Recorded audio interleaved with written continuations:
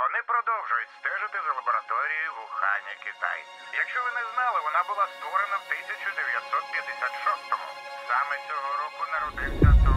Якщо цінуєте своє життя, краще думайте двічі.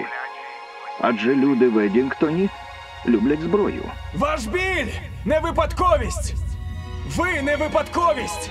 Усі ми не випадковість! Я хочу зараз спростувати вчорашню заяву свого чоловіка, бо вона була Попри хибною. невелику кількість населення, місто Едінгтон, Нью-Мексико, швидко стає в інтернет. Я готовий і надалі керувати нашим містом, боротися з пандемією, з расовими та Мати економічними все життя негараздами. тягне в мій дім якесь лайно! Чому ви нічого не робите? Це був нещасний випадок! Я хотів пояснити!